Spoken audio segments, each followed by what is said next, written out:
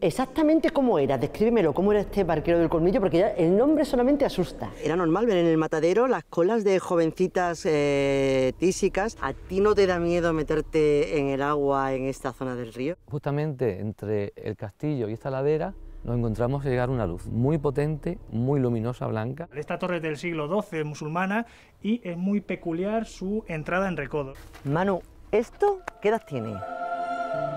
Extremadura es una tierra repleta de leyendas, muchas de las cuales han llegado hasta nuestros días, contadas de generación en generación. Pero, ¿qué hay detrás de estas creencias? Proponemos un viaje por la parte más curiosa de la historia extremeña para descubrir qué se esconde tras el mito.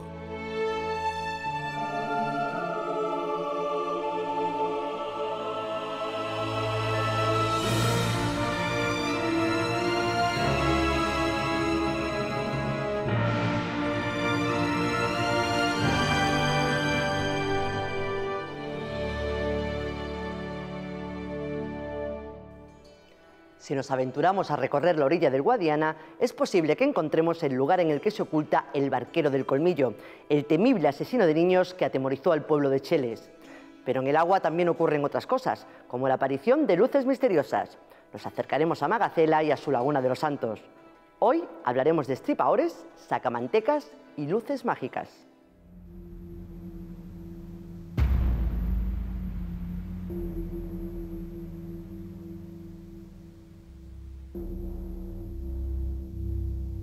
Hijo, escúchame con atención. Los niños nunca deben acercarse hasta la orilla del río Guadiana. Se comenta que por allí andan el hombre del saco y la mano negra, pero sobre todo hay un ser que busca a los muchachos de tu edad para matarlos, el barquero del colmillo. Cuentan que tiempo atrás apareció flotando en las aguas del río algún niño al que al barquero le había clavado un gran diente, como de jabalí. Dicen en el pueblo que es un portugués, y los que lo han visto cuentan que suele salir de entre las grandes matas, montado sobre una barca pintada de negro. Va siempre de pie, con un palo largo, que le sirve de apoyo y para mover el barco. Viste como un fraile y lleva una gran capucha de color marrón. Cuentan que la cara nunca se le ha visto, pero que sí, que se le ve relucir un gran diente que le sobresale de la boca. Se lo clava a los muchachos y les chupa la sangre. Luego los deja tirados en el río para que parezca que se han ahogado. Tú nunca vayas por allí, hijo, no sea que a ti te ocurra lo mismo.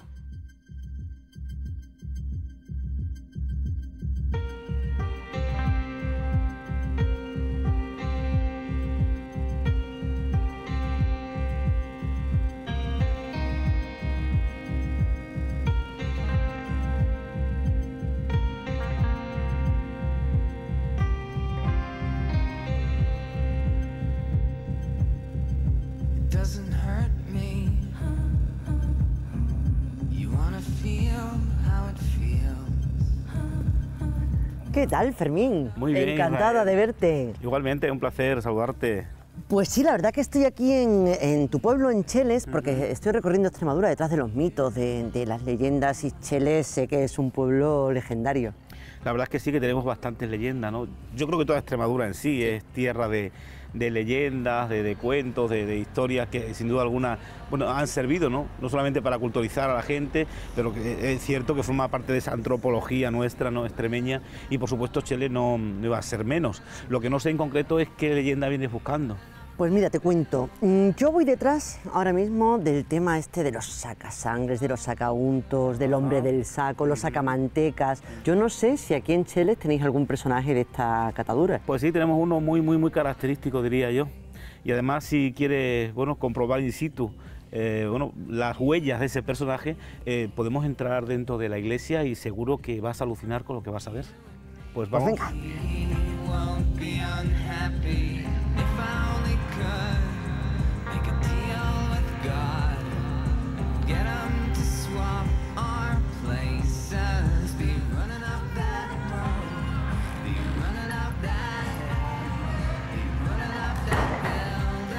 Pues es necesario que vengamos aquí precisamente a la iglesia, porque aquí es donde se encuentran los documentos del sacasangre chelero, ¿no?, el famoso barquero del colmillo.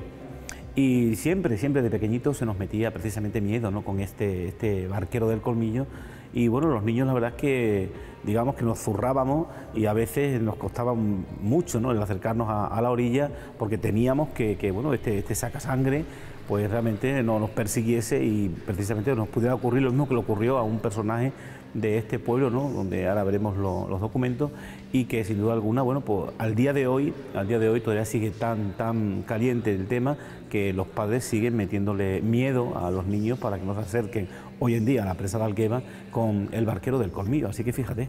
Nuestro sistema tradicional de enseñanza y aprendizaje ha sido en base al castigo, al miedo y al castigo, ¿no?, más que al refuerzo y a lo positivo, que es en lo que están las nuevas teorías pedagógicas. Y así es como van surgiendo. Cuando no surte efecto el castigo físico o psicológico o la amenaza al castigo, aparece el mito externo, ¿no? Entonces se toman personajes de la leyenda o de la realidad o de una historia, y entonces aparecen, según las culturas, con qué se amenaza a esos críos, ¿no? Culturas y épocas.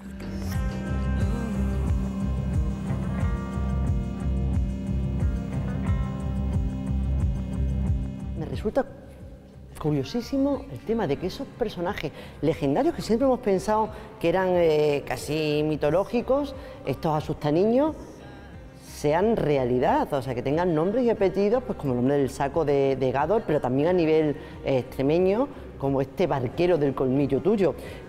Exactamente cómo era, descríbemelo, cómo era este barquero del Colmillo, porque ya el nombre solamente asusta. El barquero del Colmillo, según nos han contado, ¿no?, pues era un personaje que el atuendo que llevaba era una capa negra, ¿no?, llevaba una especie de capucha, apenas se le veía la cara, y sobre todo lo que más le sobresalía era el diente, ¿no?, iba sobre una barca negra.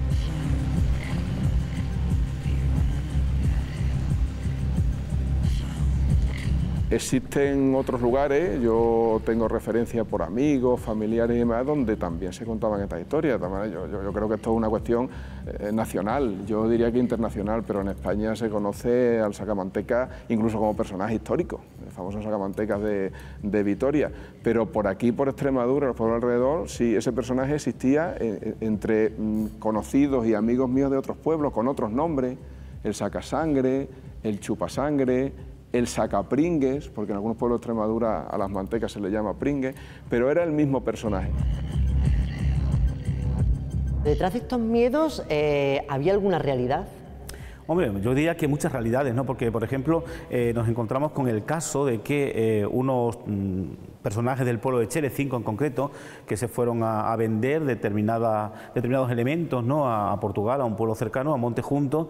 Bueno, pues resulta que a la avenida para Cheles, esto fue por un mes de enero, bueno, la barca va a sufrir precisamente un naufragio, y en ese naufragio van a morir 5 personas, entre ellas un niño. Por cierto, los cuerpos de esas personas mayores aparecieron, pero el cuerpo del niño nunca apareció.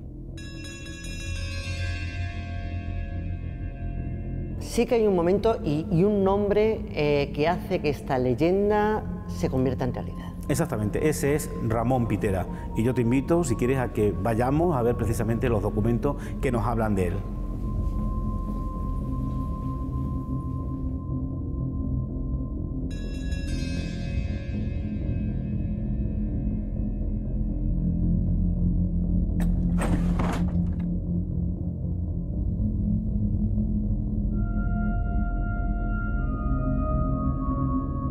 Bueno, pues aquí te traigo el libro donde, bueno, pues como puedes comprobar, te cuenta un poco lo que sucedió en la villa de Cheles con Ramón Pitera, cómo se lo encuentran ahogado en uno de los molinos harineros del Guadiana, y cuando sacan el cadáver y el médico tiene que certificar su defunción, bueno, pues escribe precisamente que realmente no ha muerto ahogado, que en principio fue lo que la gente creyó, sino que había sido asesinado, es decir, había sido estrangulado, y bueno, por las cicatrices que tenía, pues hizo pensar a mucha gente que algo fuerte tuvo que ocurrir, ¿no?, para que una persona posiblemente mayor que él, bueno, pues le hiciese algo, ¿no?, a este niño de 14 años que apareció como apareció, completamente con su cuello destruido, ¿no?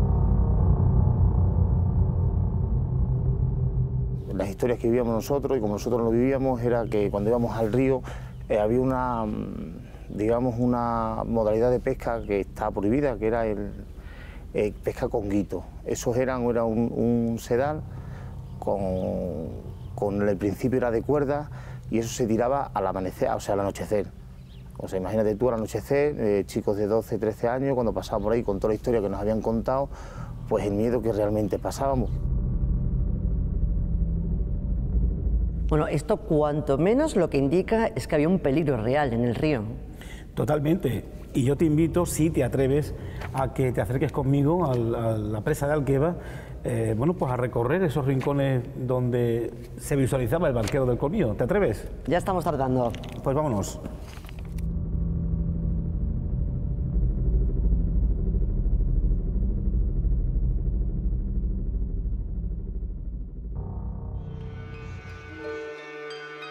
Las leyendas de sacamantecas, sacasangres o estripadores se suceden a lo largo de la geografía española, pero lo cierto es que se trata de un viejo mito, cuyo origen es real.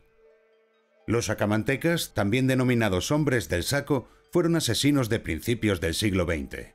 Entre los más conocidos está Juan Díaz de Garayo, un agricultor alavés que violó y asesinó a varias mujeres, rajándoles el vientre. Tras confesar sus crímenes, fue condenado a muerte y ajusticiado en el Garrote Vil. Otro famoso crimen fue el de Gádor, un pueblo cercano a Almería. Sucedió en 1910. El curandero Francisco Leona, ayudado por su compañero, secuestró y mató a un niño de 7 años para extraer su sangre y su grasa. Su intención era usarlas como cura para un hombre enfermo de tuberculosis llamado Francisco Ortega el Moruno. Leona estaba convencido de que la sangre y la grasa de los niños tenían muchas aplicaciones terapéuticas, utilizadas como ungüentos y emplastes. Los 3 fueron detenidos y condenados a muerte. Pero la sacamantecas más mortífera que ha habido en España fue la catalana Enriqueta Martí, una asesina en serie, secuestradora y proxeneta de niños, a la que se conocía popularmente como la vampira de Barcelona. No se ha llegado a saber con exactitud el número de niños que asesinó para extraer sus grasas y venderlas, ya que en 1913, poco después de su detención y antes del juicio, murió linchada a manos de sus compañeras de prisión.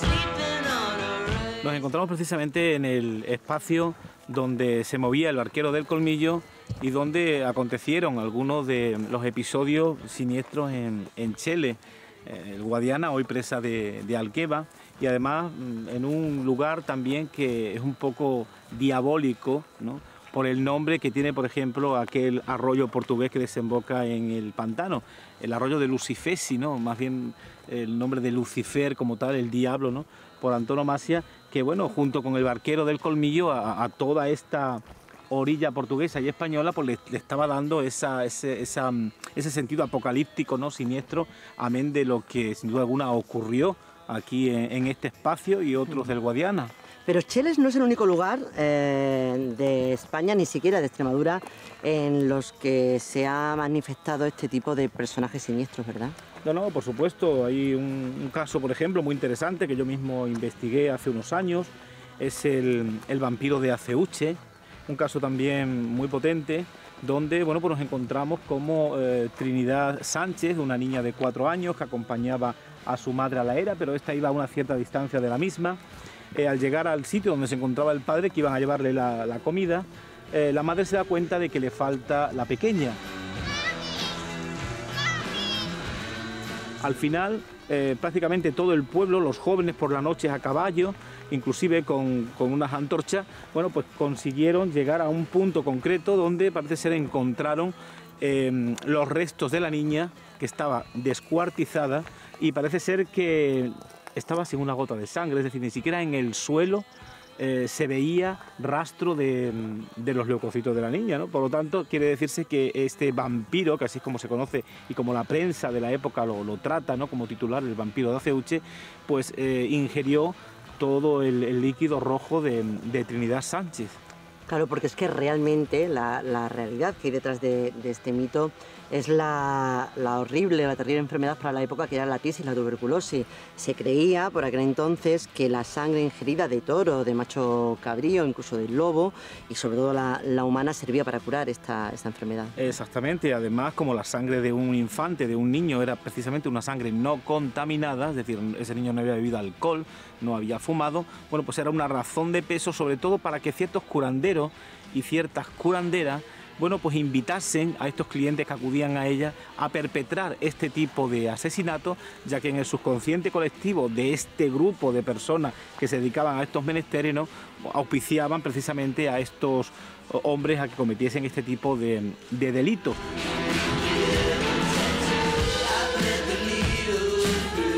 La sangre es la esencia de la vida. Desde la antigüedad, en las civilizaciones mesopotámicas, egipcias y mesoamericanas, se llevaban rituales de sangre donde este elemento era primordial, tanto para la curación como para las ofrendas a los dioses.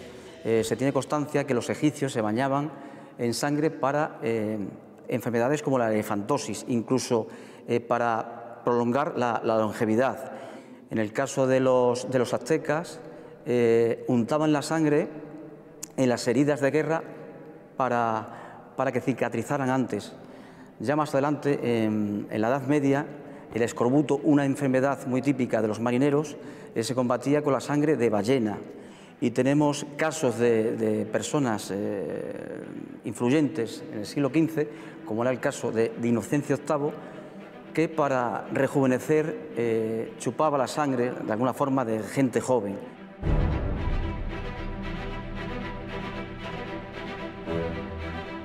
Algunas veces incluso esta ingesta de sangre era recetada por los médicos en Garrovillas de Alconétar a principios del siglo XX. Era normal ver en el matadero las colas de jovencitas tísicas que iban con una jícara en la mano para beberse la sangre fresca del toro recién degollado.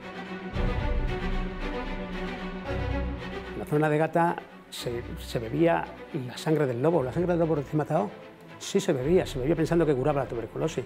En la zona de aquí de Presente, de Garrovillas, todo este pueblo por aquí de la zona del Tajo, pues en los mataderos, iban a los mataderos a beber la sangre de los animales. Es que la sangre, sobre todo la sangre recién salida.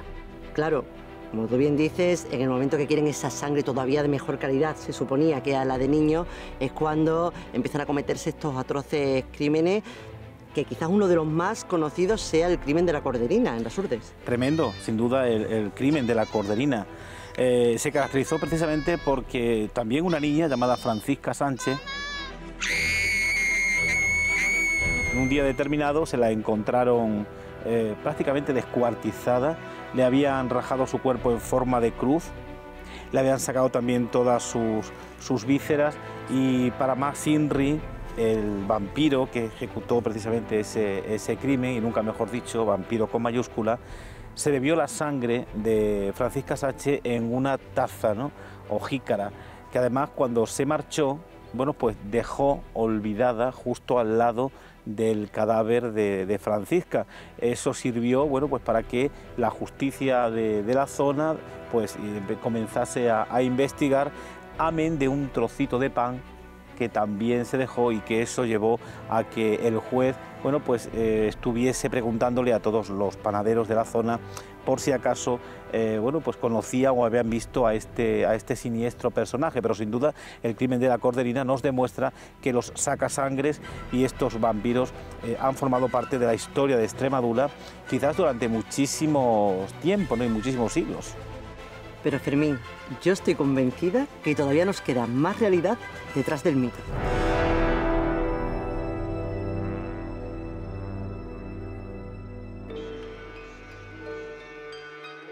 Es en los siglos XI y XII cuando los sacasangres o vampiros comenzaron a ser parte de los mitos y leyendas relacionadas con personajes o sucesos reales. Los ejemplos son muchos. En Rusia, las creencias sobre vampiros eran motivo de preocupación entre los evangelizadores cristianos. En Islandia existe una leyenda en la que se cuenta cómo un jefe normando regresa de su tumba para aterrorizar a la población hasta que su cadáver es incinerado. De igual forma, en Inglaterra los relatos sobre este tipo de seres se hicieron muy populares durante ese periodo. Siglos más tarde, en Escocia se narraba la historia de Alexander Bean, el legendario jefe de un clan que formó una salvaje e incestuosa familia de caníbales y vampiros que vivían en una cueva y que asesinaron a más de 1000 personas. En España, la leyenda más importante se remonta al siglo XII y se originó en Cataluña. Se cuenta que el conde de Estruga, tras morir asesinado, se convirtió en vampiro como consecuencia de una maldición. Durante mucho tiempo sembró el terror entre los habitantes de la zona, seduciendo también a jóvenes mujeres que quedaban embarazadas y daban a luz engendros monstruosos que morían al nacer. También en la población de Tarragona llamada Prat Dip, nombre que en catalán significa Prado del Vampiro, existe la leyenda de los Dips, unos perros vampíricos que asolaron la comarca. En esa zona se encuentran las ruinas de un castillo que perteneció a Onofre de Dip, otro señor feudal convertido en vampiro.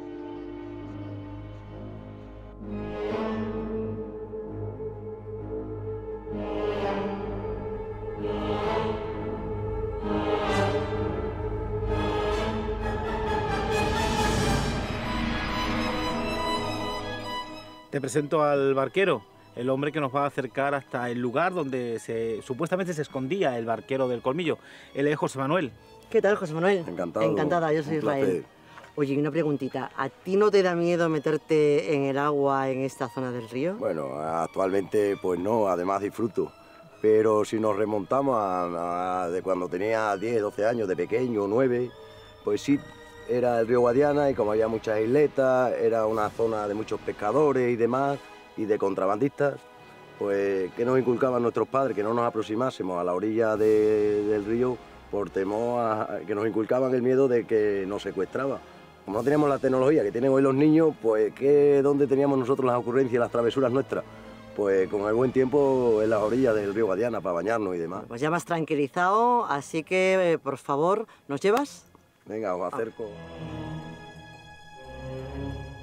Bueno, ejemplos de esto, de cómo asustar a los niños o cómo lograr que los niños hagan o no hagan determinada cosa, según la cultura y la época, es a quienes recurrían, ¿no? Por ejemplo, en los Países Bajos todavía surge el mito o la amenaza de que cuidado que viene el duque de Alba, ¿no? Por lo sangriento que fue en la conquista y que venía arrasando con todo, ¿no? Y que dicen que ha decapitado muchos niños y demás. En Argentina, bueno, es el cuco o el hombre de la bolsa, ¿no? Que creo que aquí le llaman el coco.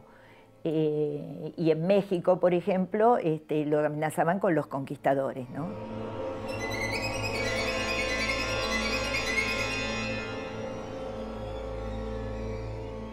Bueno, José Manuel, hasta hace poco creo que el oficio de barquero todavía existía y se pagaba, ¿no?, por aquí. Efectivamente, antes por la frontera que teníamos, que era el río Guadiana, íbamos aquí a un pueblo de al lado y pagábamos o bien en barca mayoritariamente, o nos cobraban a lo menos 20 durillos o 150 pesetas por cruzarnos la ida y cruzarnos la vuelta a territorio portugués.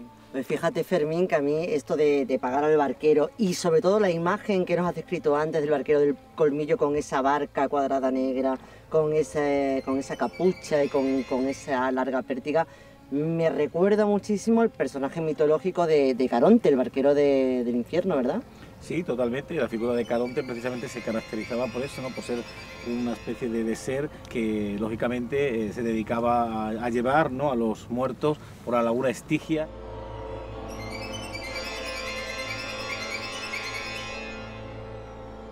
Las similitudes principales entre el barquero del Colmillo y Caronte, el barquero del Hades, es que los dos cruzaban un río. En el caso del barquero del Colmillo era el río Guadiana y en el caso de Caronte era el río Acaronte.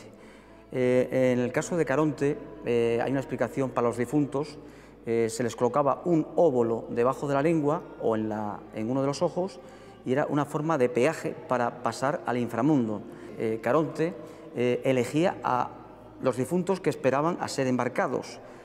En el caso del barquero del Colmillo, seleccionaba también a la víctima que iba a morir. O sea, en este caso eran guías de la muerte, eran conductores de la muerte. Ambos seleccionaban a la víctima. Todo eso guarda una relación muy intrínsecamente cierta con el tema que estamos tratando, que es el Barquero del Colmillo. ¿Por qué? Porque precisamente estamos en una zona completamente romana. Aquí había una pequeña ciudad romana llamada La Balsa, que además se conservan algunos vestigios de la misma, y precisamente aquí se vivía intensamente en este espacio del Guadiana, pues todo eso que estamos contando del Caronte y esa creencia en ese ser en concreto, ¿no?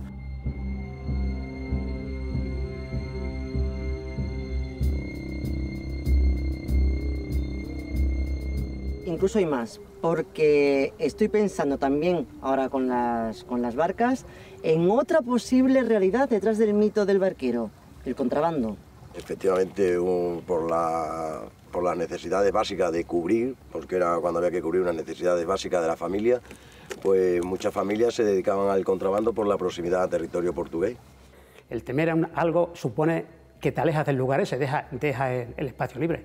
Desde ahí, desde el punto de vista, posiblemente sí, muchas de las leyendas surgen precisamente para eliminar el que la gente ande por un determinado sitio, por donde tiene que andar el contrabandista, tiene que andar el malhechor, tiene que andar alguien. ¿Hay alguna leyenda, alguna historia que os contasen de niños acerca de los contrabandistas? Bueno, también se escuchó en su día que había un contrabandista portugués, que era el Lagarto, que no solo andaba con el contrabando de animales y demás, sino que también intentaba con el contrabando de personas, que si secuestraban a niños de aquí del territorio. ¿Y los vendían en Portugal? Y se los llevaban a Portugal, sí.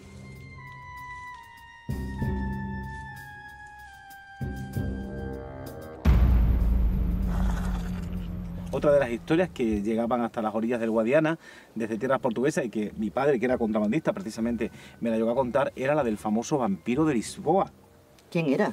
Pues mira, ese personaje que está perfectamente descrito en las hemerotecas, y yo tengo los documentos de ese vampiro de Lisboa, se nos cuenta que era un señor que, vestido con una gabardina, iba por un determinado barrio de la capital portuguesa, y bueno, a todos aquellos niños que veía merodeando por la calle, que estaban solos, que dormían bajo un techo, etcétera, etcétera, se acercaba hasta ellos, le clavaban 2 o 3 jeringas, las llenaba de sangre y se las tomaba por la necesidad que tenía de lo que hemos contado, ¿no? Al final, bueno, pues fue preso ese vampiro de Lisboa y fue encerrado nada más y nada menos que en la Torre de Belén, famosa Torre de Belén, enfrente de los Jerónimos en Lisboa. Por lo tanto, estamos hablando de conexiones que tienen mucho que ver con ese mundo de los sacamantecas, de los chupadores de sangre o bebedores de sangre, que tanto a una orilla como a la otra, digamos que se transmitían, ¿no? Y los contrabandistas que estaban de aquella orilla venían y nos contaban, a veces al calor del hogar, en la famosa candela de invierno, pues estas historias como por ejemplo esta del el vampiro de Lisboa. Estoy deseando llegar ya y conocer esa guarida del Barquero del Colmillo. Yo también.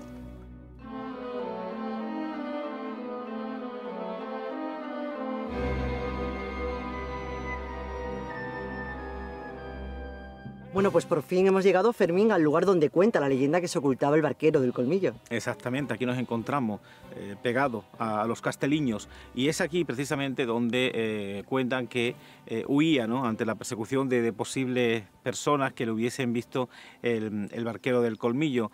Han sido los casos no muy grandes en cuanto al número, pero sí lo suficiente como para bueno, pensar que también el Barquero del Colmillo actuaba no solamente con los niños, sino también con otro tipo de personas en función de su necesidad, aunque su sangre, la más preciada, era la de los niños.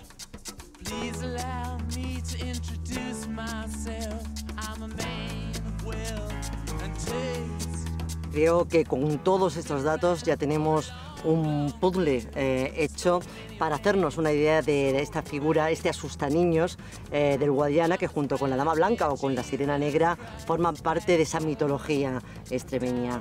El Barquero del Colmillo, una leyenda que a día de hoy sigue viva y transmitiéndose de padres a hijos en el pueblo de Cheles. Más viva que nunca, el barquero está ahí y por supuesto se sigue transmitiendo.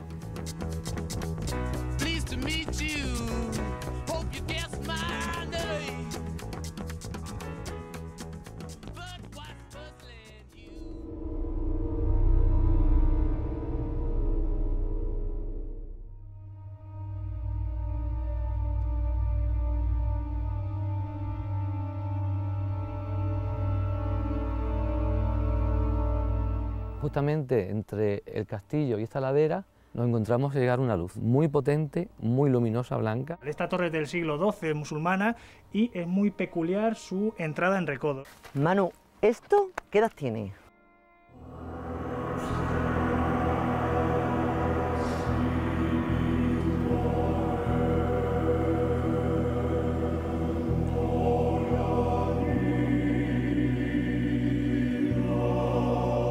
En una laguna que está en la falda de la Sierra de Magacela, se ve una luz muy resplandeciente, que es del tamaño de la que da un hacha de 4 pabilos, y suele hacer unos círculos en aquel lago, y se consume o desaparece en un sitio contiguo que llaman del Texar, y otras veces sale de la laguna y pasa el camino abajo de la ermita de Nuestra Señora de los Remedios, hasta una piedra larga y angosta que está con él con unos caracteres antiguos y vuelve al Texar, donde se consume. Don Diego Becerra de Valcárcel, prior de Magacela, año de 1684.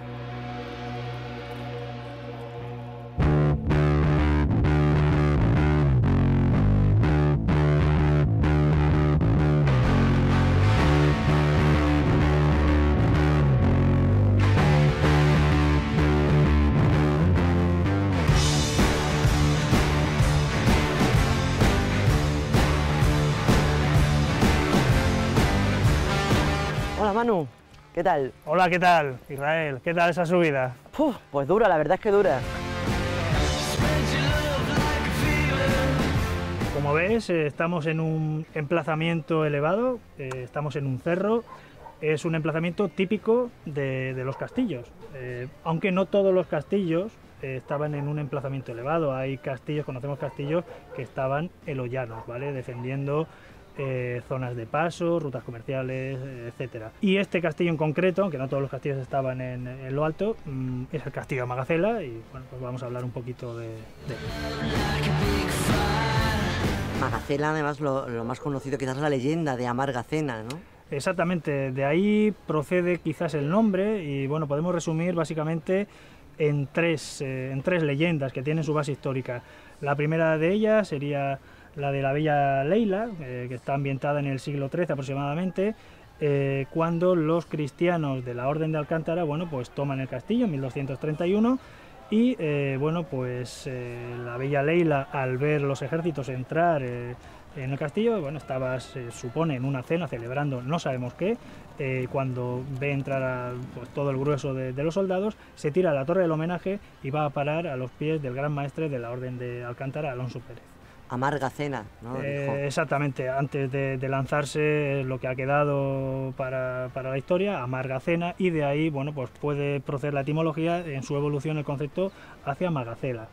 Existe otra leyenda un poco posterior, del siglo XV, aquí parece ser que estuvo encerrado Alonso de Monroy, lo cogieron preso, le organizaron una cena, incluso con un casamiento de la famosa doncella Elvira, y bueno, pues cuando le van a entregar la bandeja le enseñan unas cadenas y lo dejan preso durante 2 años.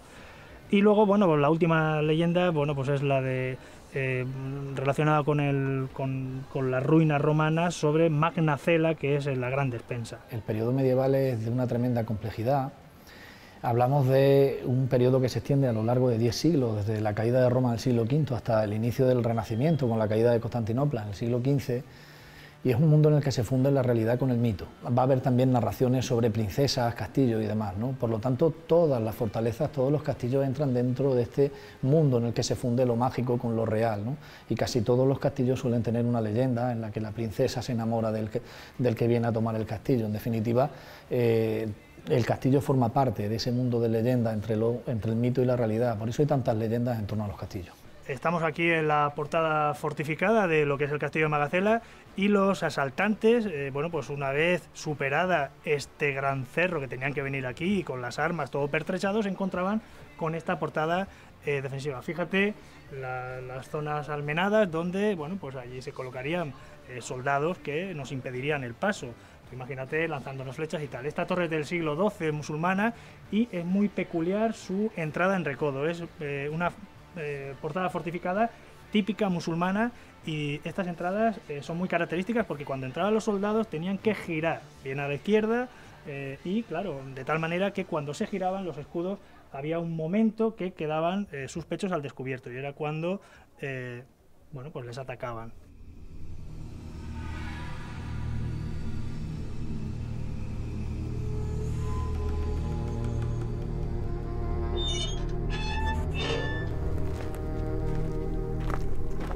Bueno, Manu, un cementerio dentro de un castillo, ¿esto es normal? Sí, es bastante normal. Conocemos cementerios dentro de los recintos amurallados, dentro de los castillos, y el motivo lo tienes aquí delante. Estamos ante la iglesia de Santa Ana. Más que hablar de la construcción de cementerios en los castillos, lo que sí es cierto es que se construyen cementerios al lado de las parroquias, al lado de las iglesias. En la Edad Media hay una costumbre que es la de tratar de enterrar en la iglesia. Sin embargo, lógicamente, la iglesia está constreñida a un espacio físico y no van a caber demasiados cuerpos en él, ¿no? Por lo tanto, los que son de los estamentos privilegiados se enterrarán en esas iglesias, mientras que los demás tendrán que enterrarse en los cementerios que están próximos a esas iglesias. Se extiende a lo largo de la Edad Media la idea del purgatorio, ¿no? Es decir, un estado liminal en la que no estás ni en un sitio ni en otro, no estás ni en la vida terrenal ni estás en el paraíso, ¿no? Hay una relación clara entre el vivo y el muerto, es decir, cuantas más rezos hagas, cuantos más ores por el muerto, menos tiempo estará en el purgatorio. Por lo tanto, sí tiende el cementerio a estar cerca de la parroquia.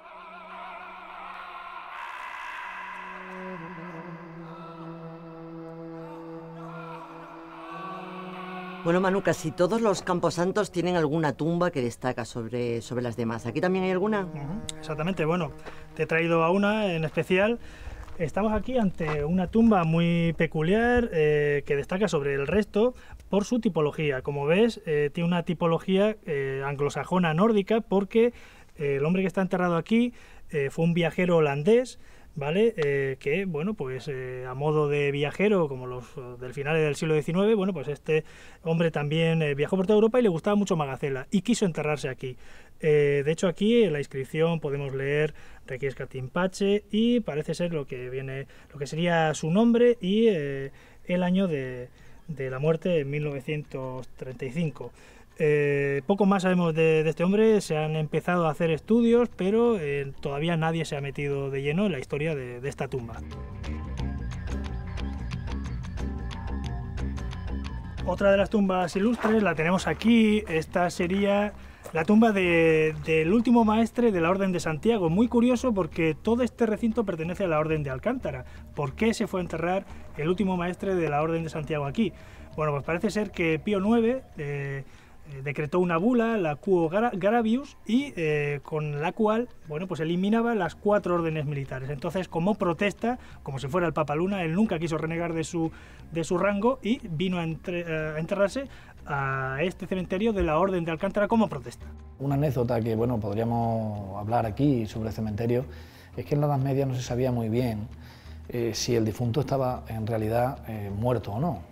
Es decir, lo de velar al cadáver consistía en que una vez que moría una persona le tenían sobre la mesa, se le limpiaba, se le purificaba, pero pasaban días delante del cadáver, incluso comían al lado del cadáver, ¿no? Eso es lo que se llama el velatorio. Hay una anécdota en la que consiste en atar al difunto un cordel y al otro lado del cordel una campanilla.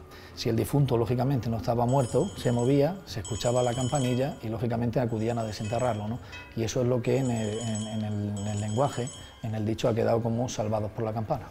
Incluso cuenta la leyenda que hay otra tumba todavía más importante, legendaria. Más importante. Si nos remontamos atrás en el tiempo, según la leyenda cuentan que Viriato, el gran lusitano, guerrero lusitano que luchó contra los ejércitos romanos en ese contexto de las guerras celtíbero-lusitanas entre el 153 y el 133 a.C., dicen que puede estar enterrado en Magacela.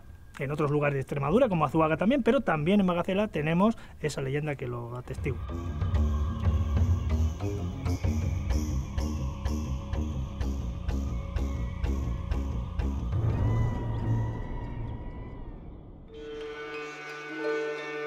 Algunas personas creen que los orbes o esferas luminosas que aparecen en las fotografías son una evidencia visible de la existencia de espíritus.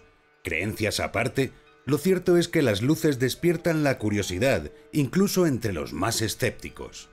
Desde 1996, la cantidad y variedad de orbes aparecidos ha aumentado considerablemente con el uso generalizado de las cámaras digitales. Para los más escépticos, este incremento coincide con el avance de la fotografía digital, siendo elementos como las superficies reflectantes, el polvo, la lluvia, las manchas de agua y los insectos los causantes de este curioso efecto.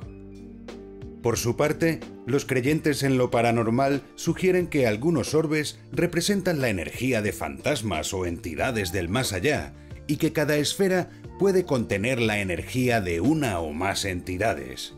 Estos espíritus se manifiestan en forma de esferas brillantes de color dorado, verde claro, azul o carmesí. Los investigadores aseguran que estos hologramas se conocen desde hace mucho tiempo y sostienen que fenómenos similares han sido bautizados con llamativos nombres en diversas partes del mundo.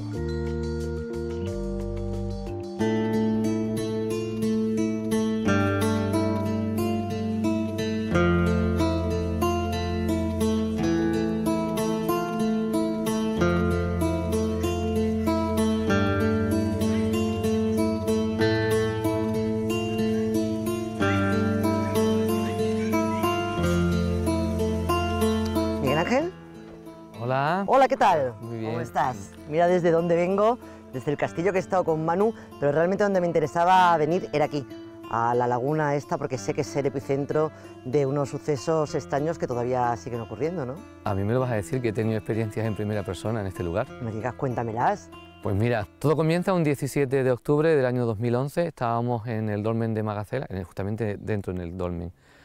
Y sin esperarlo ni nada, estábamos observando, un lugar que nos gusta bastante venir de vez en cuando, nos gusta mucho la historia y los lugares megalíticos, pero sin ir más lejos ni buscar nada más, justamente entre el castillo y esta ladera nos encontramos llegar una luz.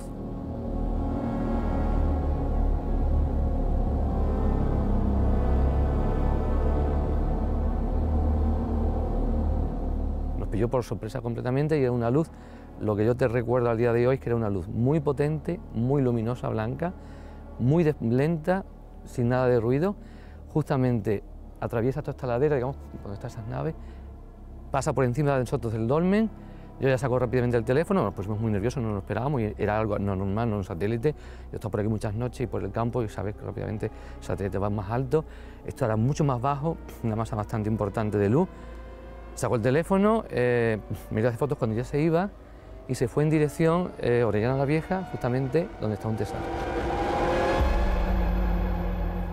Ahí la luz desaparece, nosotros nos quedamos pues, sin esperarlo de esa manera como llega y cómo se va, nos queda un poco de qué ha pasado aquí, qué está pasando. No sabíamos exactamente en ese momento, en el 2011 no sabíamos la historia de la laguna, ni de la ermita, ni de los santitos. En cuanto al nombre de la laguna de los santitos, pues estaría vinculado a la tradición cristiana, ¿no? En la que dicen que los santos San Aquila y Santa Priscila acompañaron a San Pablo desde la zona de Grecia, arribaron a la península ibérica, allí hacen un itinerario desde la Bética hasta lo que es Mérida, y allí en la zona de Magacela son martirizados, ¿no? Por predicar el Evangelio de Cristo, ¿no? Se supone que en el siglo XVII, en torno a 1684, Fray Diego Becerra y Valcárcel lo que hace es drenar parte de la laguna. Según él mismo cuenta en la historia que publicó en 1684, ocurre un hecho prodigioso, un hecho milagroso, y es que cuando ya llevan bastante avanzados los trabajos, habían encontrado incluso alguna losa, algunas piedras manufacturadas, y parece ser que cuando están a punto de hallar las reliquias se produce una gran tormenta que vuelve a inundar la laguna. Él lo interpreta en una clave religiosa como una señal de que los santos, de que la divinidad no quieren ser encontrados, y además coincide con que esa noche vuelven a pasearse las luminarias por el municipio. Por lo tanto, él decide acabar con los trabajos, pero eso sí, piensa que hay que construir una ermita en el lugar para rendir culto a estos santos, que desde entonces, cada 8 de julio, se celebra su fiesta porque se les considera, se les trata como tal, como patronos de Magacela. Bueno, realmente la historia de la Laguna de los Santitos comienza en el siglo XVII, cuando el prior de Magacela escribe un libro dando cuenta de todos los avistamientos que había habido en el pueblo, de extrañas luces que salían de la laguna, sobrevolaban esta zona, desaparecían detrás del dolmen justamente, y muchos siglos antes, lo mismo que tú viste. Además, cuando tú lo contemplaste no estabas solo, había más gente. Estábamos en ese momento, en el 2011, 2 personas más, Chelo y Ginés, y luego en el año 2014, una noche que vinimos a hacer picnic, a estar un ratito aquí en el merendero, Mari Gutiérrez estaba sentada y percibe como que sale una luz del tamaño de una pelota de rugby, por ejemplo. Era más bien azulada, no era tan blanca como la que nosotros vimos en el 2011, era una luz como una esfera que dejaba una estela, y esa luz, según ella, se movía entre nosotros, entre las personas que estábamos, 4 personas sentadas a la mesa para hacer picnic, se movía entre nosotros y luego se fue. Las luces que aparecen en la Laguna de los Santos, según algunos testimonios en piedra que tenemos, podrían ser mucho más antiguas. Y es que en la zona hay dólmenes, hay construcciones megalíticas, hay también pinturas rupestres donde aparecen lo que parecen ser dibujos de soles, de astros, de fenómenos celestes, y esto es lo que hace pensar a los investigadores que a lo mejor son el recuerdo de luminarias que observaban en el lugar los antiguos pobladores. Fíjate que es curioso que hay testigos a lo largo de toda esta historia que cuentan también que la luz sale, bordea todo el castillo, la parte del pueblo, vienen por la parte de atrás y acaban también. ¿Hay más testigos entonces en el pueblo? Sí, hay más testigos. De toda la historia yo creo que tiene que haber muchos más testigos, los hay, pero ya sabes que en los pueblos muchas veces la gente le cuesta hablar. La verdad es que es significativo que el arquetipo de las luces se repita en estas leyendas que nos ha contado Manu del castillo. Bueno, muchas gracias, Miguel Ángel, por tu testimonio. Me voy a acercar al dolmen del que me has hablado para conocerlo. Gracias a ti.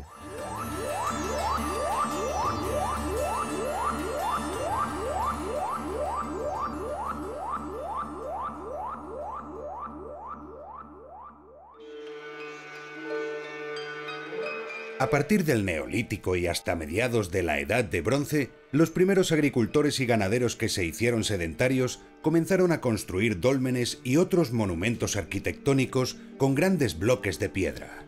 La función básica más importante de estas construcciones era la de servir de sepultura. Para ello, dentro de los dólmenes había un espacio denominado cámara, donde se depositaban los restos de aquellos que habían fallecido. A veces se colocaba allí el cuerpo entero, mientras que en otras ocasiones eran solo los huesos o incluso las cenizas, después de la incineración, las que se guardaban en estos lugares. Sin embargo, algunos investigadores han llegado a la conclusión de que tenían también funciones religiosas, ceremoniales y conmemorativas. Eran, pues, una especie de réplica del cosmos, tal y como los hombres del Neolítico lo imaginaban, y también un lugar de transición entre la vida y la muerte.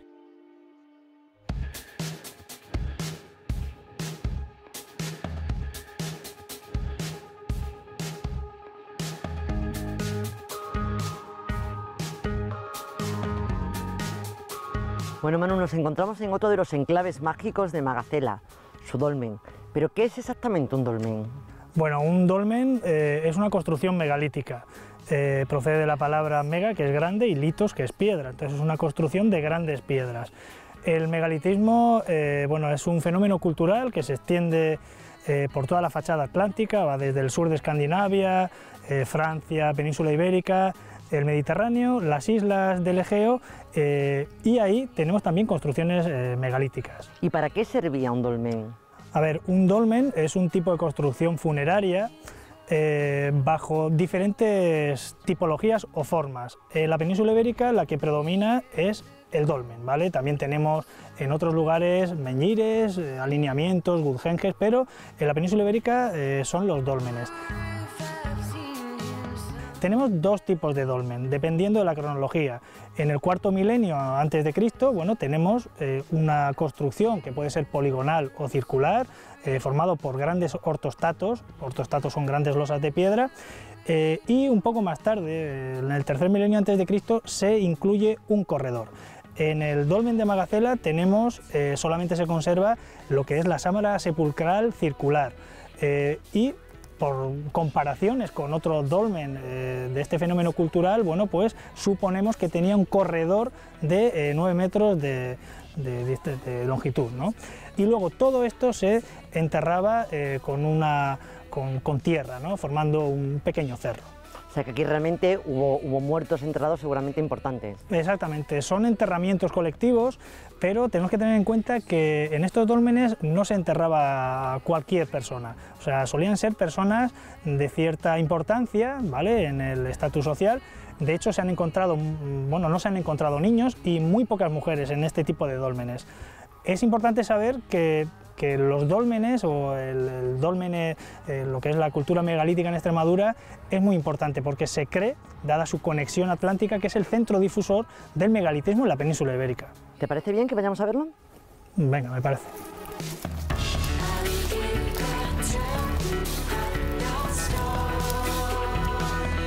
Manu, ¿esto qué edad tiene? Pues podemos calcular, en la cronología está en torno al tercer milenio antes de Cristo, segundo milenio antes de Cristo. Estaríamos hablando de unos 5000 años de antigüedad. ¿Cómo se levanta esto? Pues el mecanismo es muy complejo y además hay hipótesis, no podemos saberlo, pero lo más lógico, se han hecho muchos estudios en el norte de Inglaterra, por ejemplo en Stonehenge, y lo más probable es que estos pedazos de bloques de piedra se hiciera un agujero, ¿vale? Lo llevarían arrastrando, ¿vale?, hasta colocar la base en ese agujero y luego con cuerdas irían levantándolo. Se supone que en este dolmen de Magacela habría una cubierta que no se conserva o no la conocemos. ¿Cómo pondrían esa cubierta, que tenemos 5 metros de diámetro, encima? Bueno, pues lo que harían sería levantar montones de tierra o de arena, ¿vale?, y cuando estuvieran al nivel de la altura del cerramiento colocarían la losa. Existe una relación entre los dólmenes y la aparición de luminarias. En el caso concreto de la laguna de los Santitos, en Magacela, hay un conjunto de dólmenes, de construcciones megalíticas en el pueblo, y según los testigos de esta aparición, las luces que salen de la laguna se pasean entre otros sitios entre los dólmenes, no solo porque aparezca en ese relato de Fray Diego de Becerra, que se van las luces hasta estos monumentos megalíticos y que además poseen grabados antiguos de soles que se podrían corresponder con el fenómeno, sino también porque existen testimonios en la actualidad de testigos que dicen haber visto esas luces en el lugar en el que están los dólmenes. Como se puede comentar, no es un caso aislado. El fenómeno ovni está muy relacionado con lugares en los que hay presencia de restos arqueológicos y de dólmenes. Bueno, Manu, incluso hay gente que afirma que aquí en este dolmen hay unos extraños símbolos que tienen mucho que ver con la laguna y con las luces. Sí, a ver, estamos en el meollo de la cuestión y lo que estamos viendo son 12 ortostatos, ya hemos explicado lo que es, y si te das cuenta, la parte del anverso está mucho más trabajada que la parte del reverso. Por dentro, ¿no? Exactamente, por dentro. Tenemos en el ortostato número 4, tenemos una serie de grabados muy típicos de los dólmenes, con 3 formas, ¿vale? Tenemos la forma soliforme, tenemos el ramiforme y tenemos también el serpentiforme, aunque también algunos prehistoriadores lo relacionan con corrientes de agua. O sea, que es una serpiente o una línea de agua, un sol y una figura en forma de rama que puede ser antropomorfa. Antropomorfa, exactamente. Lo que pasa es que interpretar y conocer lo que es la mentalidad de una sociedad prehistórica sin escritura es muy difícil para los prehistoriadores conocerlo. Simplemente podemos lanzar hipótesis. Entonces, bueno, sí que es cierto que se comentan en otros círculos menos académicos que el tema soliforme, bueno, pues estaría representando el tema de las luminarias y tal, pero que probablemente se relacionaría con otras actividades económicas, funerarias, mágicas, que sí que están relacionadas con el dolmen de Magacela, claro que sí.